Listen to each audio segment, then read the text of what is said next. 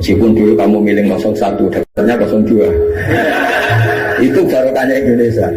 Milih 1, dapat 2.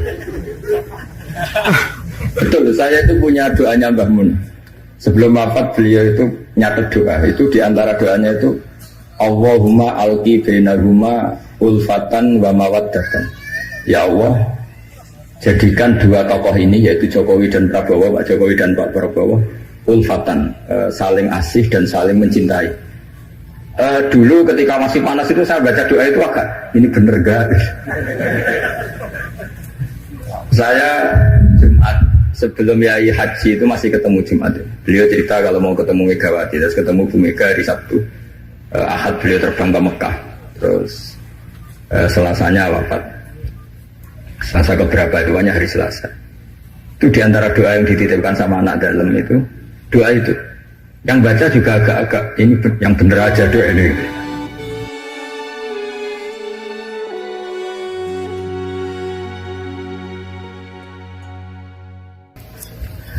Yang diajarkan para nabi adalah wattaba'tu millata abai Ibrahim wa Ishaq wa Yaqub. Jadi kalau ada satu keluarga, misalnya saya ini putra Kiai Nur Salim kelahiran sini, itu harus pakai satu identitas saja. Misalnya saya kenal bapak itu orang yang hafal Quran. Jangan pakai status-status yang lain, nanti jadi repot. Misalnya sampean di bapak Sugih eling Sugiye, di bapak melarat eling melarate, di bapak kasus eling kasusnya, itu nanti jadi repot. Inginnya Allah semua orang hanya pakai status, semuanya adalah hamba Allah Subhanahu wa Ta'ala. Karena itu yang status permanen. Sampean sowan Allah itu sekalipun presiden itu tidak siapa-siapa, semuanya hambanya Allah Subhanahu wa Ta'ala. Sehingga ajaran Nabi yang abadi diantaranya adalah saksikan bahwa saya adalah Abdullah wa Rasuluh. Saya ini hamba Allah. Nah, sekarang semua kerusakan di dunia itu dimulai dari merasa tidak sebagai hamba. Seorang dirjen atau menteri ketahanan pangan itu mesti ngira semua kecukupan pangan Indonesia itu karena dia. Kecuali dia pernah ngaji, mungkin agak baik perasaannya. Padahal andaikan petani itu tidak mau nanam padi, buat pinternya kayak apa menteri, tetap kita kurangan apa? Makan. Masalahnya ketika petani menanam padi terus itu biasanya karena nggak punya selera atau karena bodoh. Nah barokahnya bodoh itu mereka tidak nekuni profesi lain, nanam padi terus. Artinya ada padi banyak itu ya barokahnya orang bodoh. Makanya saya ini terkenal kiai pembela kaum bodoh. Karena kalau pinter terus nggak nanam padi itu nggak ada gunanya. Profesor ketahanan pangan kayak apa rapatnya kalau nggak ada yang nanam padi mau apa?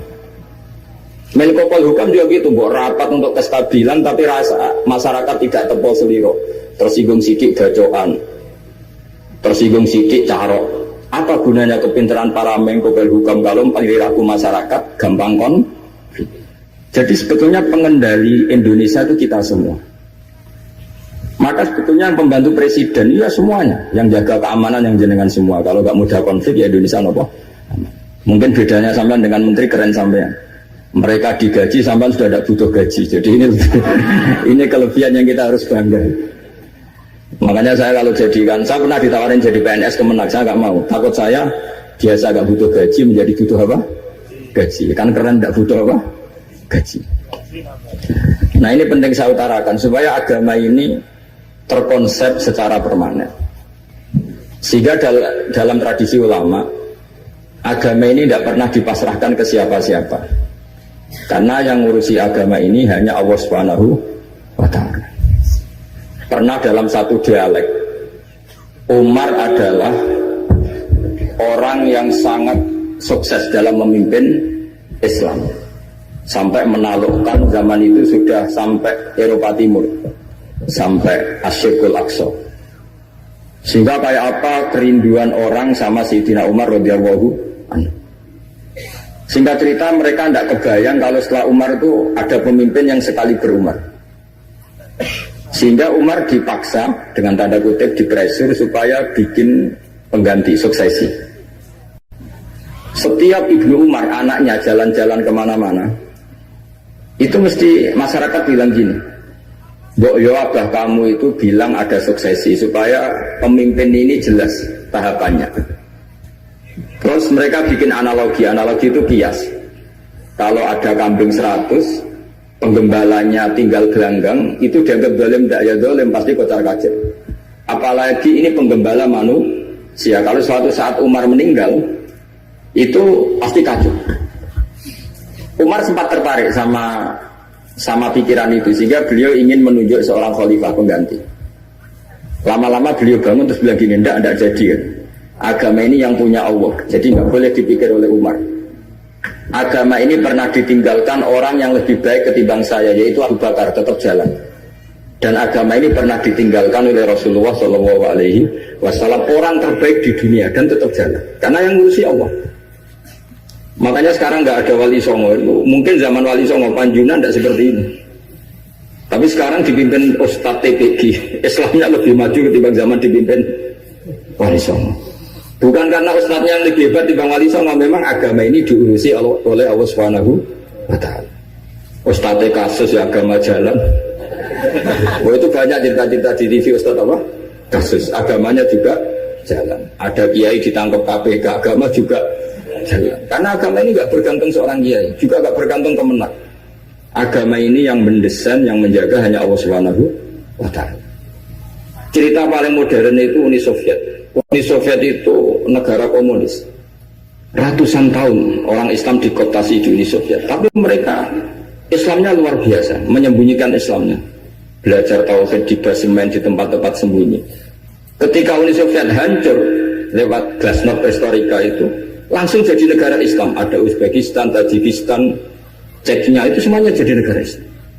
Artinya gini, agama ini pernah jaya bahkan saat dikooptasi Uni Soviet. Indonesia juga pernah jaya padahal dijajah Belanda 350 tahun. Justru menjadi masalah kalau kita ini terlalu bergantung negara. Kiai gelem mulang nak untuk bos, santri gelem mondok mergo kepalanya dicatat di negara sehingga dapat fasilitas. Oke, negara baik kita akui.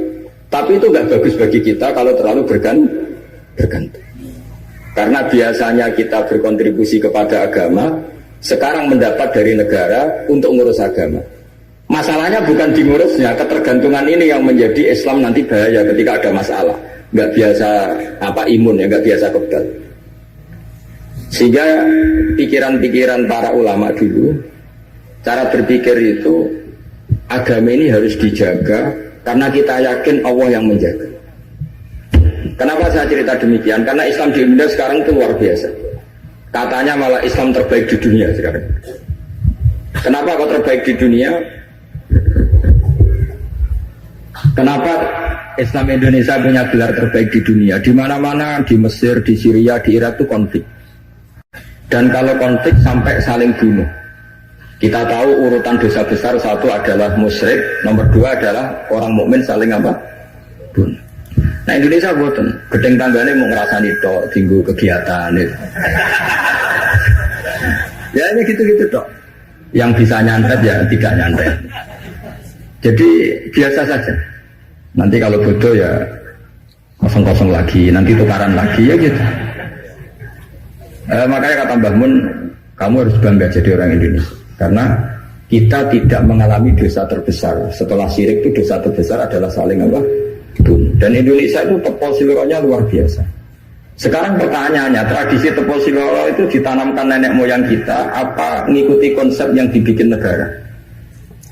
Nenek moyang kita. Sebelum ada menteri pertahanan, menteri yang ngurus sistem keamanan, itu yang menjaga stabilitas kita adalah kearifan kita. Lalu sekarang kearifan kita mau kita gadekan, mau kita berikan. Wah negara aman kalau menterinya ini, agama benar kalau menterinya ini. Mana pernah kita bergantung sama negara zaman dulu. Meskipun kita menghormati negara, sangat-sangat menghormati. Tapi jangan sampai kelangsungan kita hidup ini bergantung sama orang lain. Kata Rasulullah SAW, kullukum ra'in wa kullukum mas'ulun an ra'yati. Semua kalian adalah pemimpin. Semua pembantu presiden, semua pembantu negara, semua pembantu. Meskipun dulu kamu milih 01, dapatnya 02. Itu barokahnya Indonesia. Milih 1 dapat 2. Betul, saya itu punya doanya Mbah Mun. Sebelum wafat beliau itu nyatet doa. Itu diantara doanya itu Allahumma alqi bainahuma ulfatan wa mawaddatan. Ya Allah, jadikan dua tokoh ini yaitu Jokowi dan Prabowo, Pak Jokowi dan Pak Prabowo ulfatan, saling asih dan saling mencintai. Dulu ketika masih panas itu saya baca doa itu agak ini bener gak? Saya Jumat sebelum Yai Haji itu masih ketemu Jumat. Beliau cerita kalau mau ketemu Megawati, terus ketemu Bu Mega hari Sabtu. Ahad beliau terbang ke Mekah, terus Selasanya wafat. Selasa keberapa itu hanya hari Selasa. Itu diantara doa yang dititipkan sama anak dalam itu, doa itu. Yang baca juga agak-agak ini yang bener aja doa ini. Terus uniknya doa itu ditutup min abdikal fakir memun zubair. Ya Allah, jangan lihatlah saya, kata Bangun di doa itu, lihatlah saya yang berdoa. Barang kemarin setelah pelantikan menteri ternyata seperti itu saya tambah kagum bahwa kita punya guru seorang wali, jadi doain sesuatu yang mukal saja kesampaian. Doain yang mukal saja sampai tag itu sekarang masih saya simpan, tulisan tangannya Mbah Mun. Itu dulu diberikan anak dalam. Kalau saya itu menerima wasiat jadi pengurus, jadi beberapa kali saya ditawarin jadi pengurus PBNU, saya nggak mau, sampai berkali-kali nggak mau. Hanya PBNU udah kurang akal pakai tangannya Mbah Mun supaya agak maksa saya. Karena saya memang dari dulu nggak punya rencana jadi orang besar, biasa aja kayak jenengan itu kan enak. Mau ngopi santai, mau melarat ya pantas, mau keliru ya pantas karena ada kiai itu. Jadi enak lah. Jadi kiai itu kan tidak enak. Nak ramangan jual lesu tapi nak keliru disalahkan orang akeh. Nah, sampai nak salah dimaklumi. Jadi enak. Pokoknya masyarakat awam itu enak. Terus jadi kiai ruginya gini. Misalnya saya orang alim alama, ada pengumuman Gus Pak masuk surga. Nanti pengumuman kedua itu mengecewakan dan para penggemarnya. Memang aturannya. jadi rugi sebetulnya. Karena memang aturannya gitu. Para wali, para orang alim ini kan dapat masuk surga. Tapi pengumuman kedua itu dan itu nggak ada syaratnya. Pas para penggemar itu nggak ada syarat. Siapa saja bisa. Makanya terus banyak orang jalan pintas, nggak mau alim sendiri ya, penggemar Gus Pak aja. Itu sebetulnya oportunis, itu orang nakalan lah kira-kira gitu.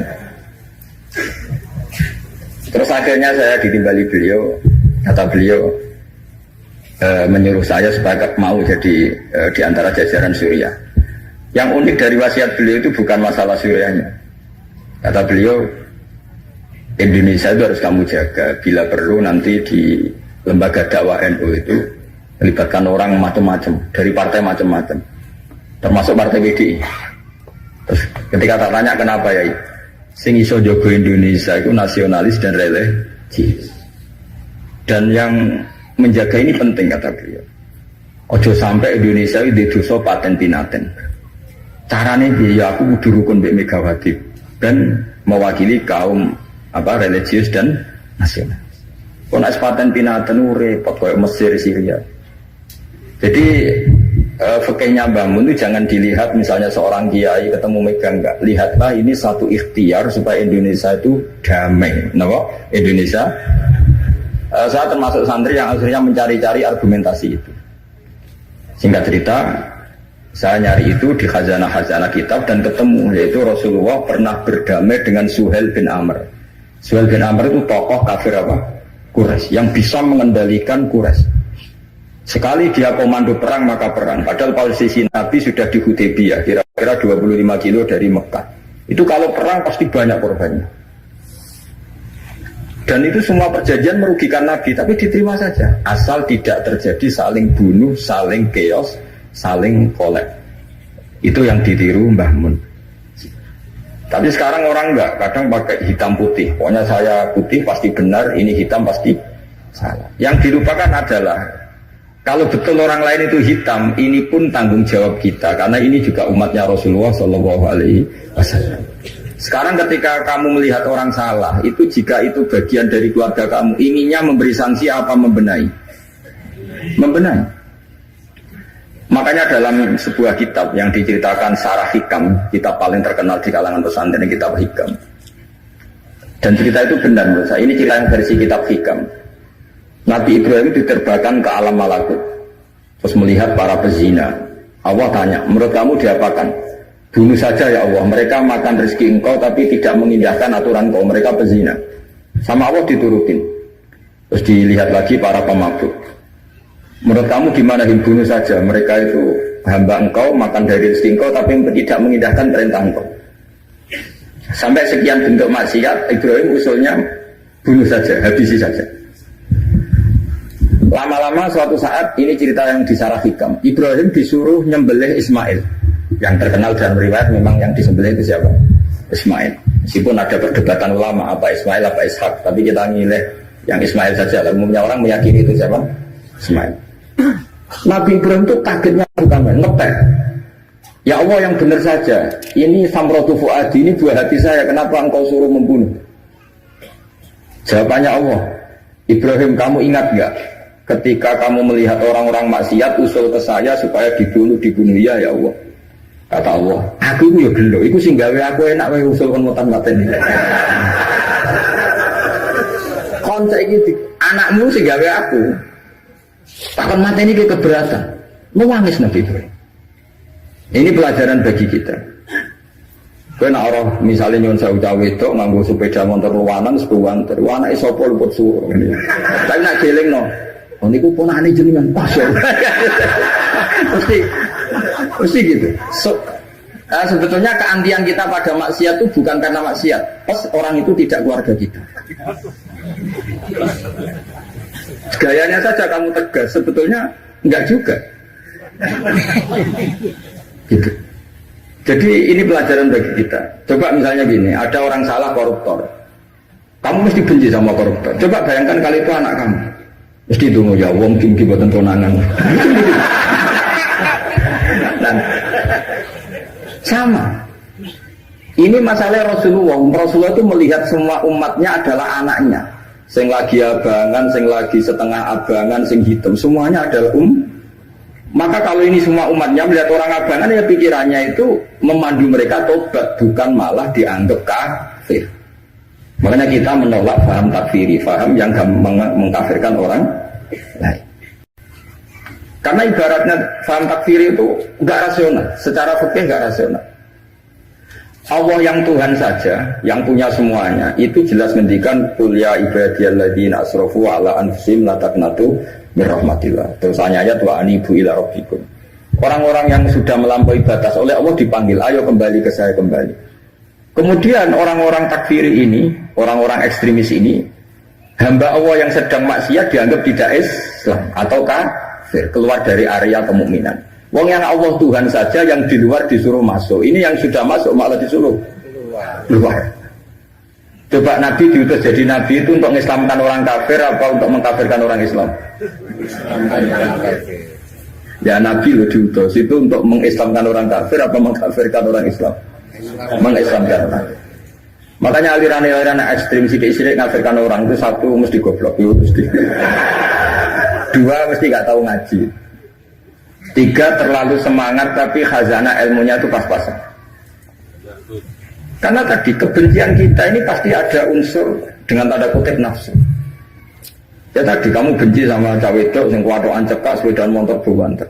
Bareng mbok pisoi jumlah wong ayu banget seneng kowe. Kira-kira masih misoi ndak gitu. Itu mesti atau gini, kamu benci sama orang yang nyulayani janji. Zaid tidak janji sama kamu mesti marah. Janjian kok rene gini-gini. Coba Zaid itu orang yang ngutangi kamu.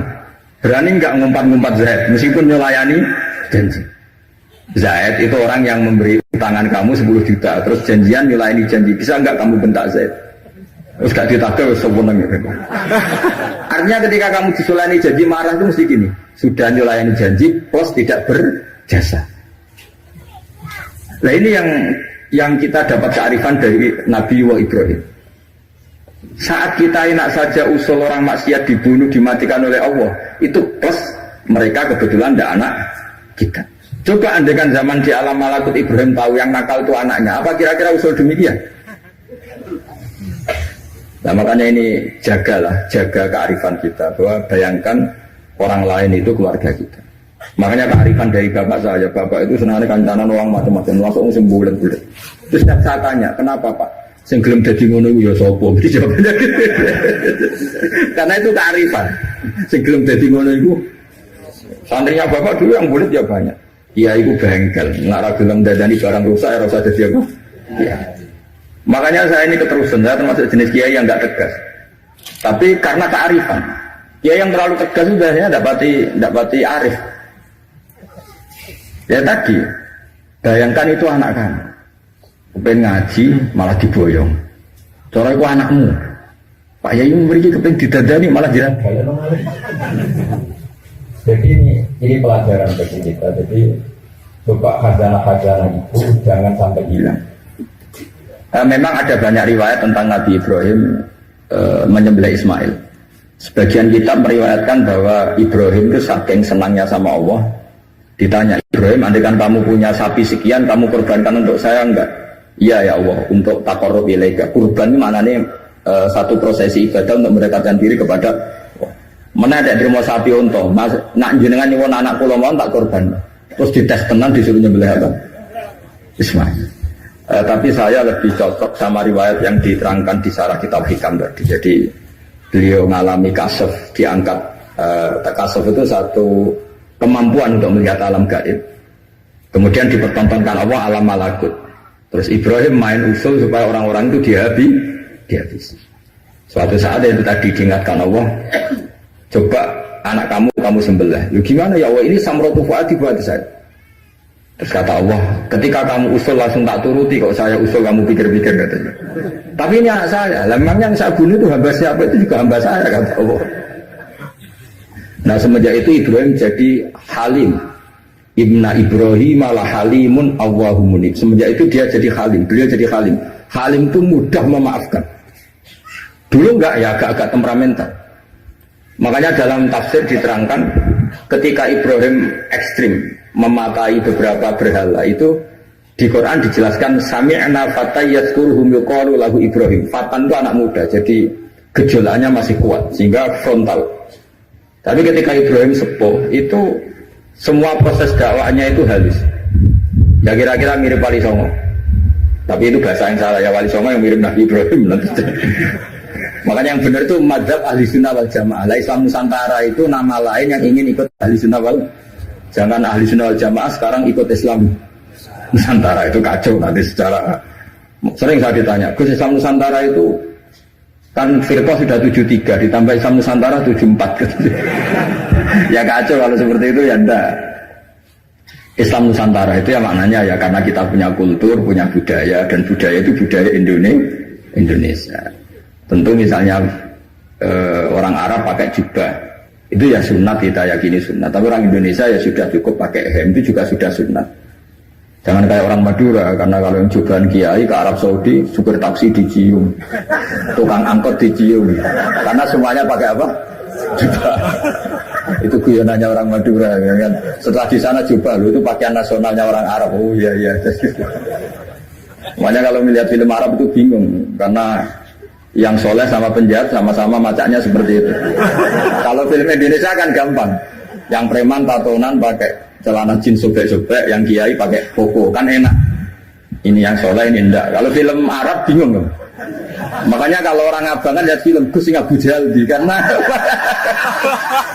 karena itu. Film Arab repot, film Arab itu. Dan lucunya orang-orang Arab itu meskipun fasik itu kalau sumpah ya bilang wallahi. Itu yang sering haji, sering umrah kan tahu, orang Arab kalau marah siapapun ya bilang apa? Wallahi. Nah itu maksudnya Nusantara. Tentu kita tetap yakin jubah, pakai jubah itu sunat, pakai seperti itu sunat. Tapi nggak usah berlebihan, terus harus seperti itu. Karena kewajiban kita yang penting adalah satrul aurat nutupi aurat. Meskipun dengan cara negara masing-masing ini kemudian oleh kiai kadang diistilahkan apa Islam Nusantara. Sama lihat kan ulama-ulama Turki ya pakai turbus, pakai baju, yang ulama Rusia ya pakai baju khas Rusia. Ya semuanya pakai khas daerah masing-masing dan itu enggak masalah. Karena kata Allah wa ma arsalna mir rasulin illa bilisani apa? Kaum semua rasul itu punya tradisi sesuai tradisi kaumnya masing-masing. Tentu tradisi yang positif. Jadi nggak perlu diperdebatkan. Tapi tetap saya ingin berkeyakinan bahwa pakai jubah itu ya sunat, pakai hem ya sunat, pakai pakaian ala Indonesia yang santun itu juga apa? Sunat. Karena sakofah itu satu tradisi. Nah, bayangkan kalau tradisi itu terjadi di perdamaian, kayak tadi Tepo Seliro. Sebelum ada Menteri Pertahanan, sebelum ada Menko Polhukam, sebelum ada polisi, orang Indonesia itu, misalnya dulu di sini ada Bandar Sama, ada orang-orang sepuh. Itu saya ngapain nom-nom tukaran rebutan warisan sisin, sungkan sing sepuh. Jadi tanpa ada polisi ini sudah ada kearifan yang bisa mengendalikan orang, tidak rebutan warisan, tidak konflik. Sekarang enggak, ambil dulur konflik yang pengadilan. Banyak enggak orang konflik harta warisan sampai ke pengadilan? Kadang. Artinya apa? Ketika ada lembaga peradilan justru kita kehilangan kearifan. Makanya ngaji di sini saya mau minta sekali tradisi-tradisi kearifan kita hidupkan lagi. Ini yang terakhir saya cerita sujud. Terus orang terlatih tanggung jawab sendiri. Rasulullah itu betul bisa nyafaati, itu semua ulama ijma Rasulullah bisa mensafaati. Tapi ketika anak dalam, kalau mungkin bahasa sekarang itu pembantu, anak dalam lah kalau dalam bahasa pesantren, itu ditanya, engkau mau nikah, engkau mau boyong, kamu minta saya apa? Ya Rasulullah saya kasih waktu 3 hari untuk menentukan saya minta apa. Setelah 3 hari, anak itu ketemu Rasulullah. As'aluka murafaqataka fil jannah. Saya minta supaya jadi temanmu di surga. Nabi tanyanya unik. Kamu diwarai orang apa karena kamu sendiri? Jadi kalau orang pintar dadakan itu bikin orang curiga. Kamu pintar sendiri ya Pak diwarai orang? Enggak ya Rasulullah. Setelah saya angen-angen semua dunia ini zailah, bakal hilang. Kemewahan dunia, kenikmatan dunia pasti hilang. Yang enggak hilang adalah kenikmatan di akhir. Nah, maka saya minta satu saja. As'aluka murafaqataka fil jannah. Saya minta menjadi teman kau di surga.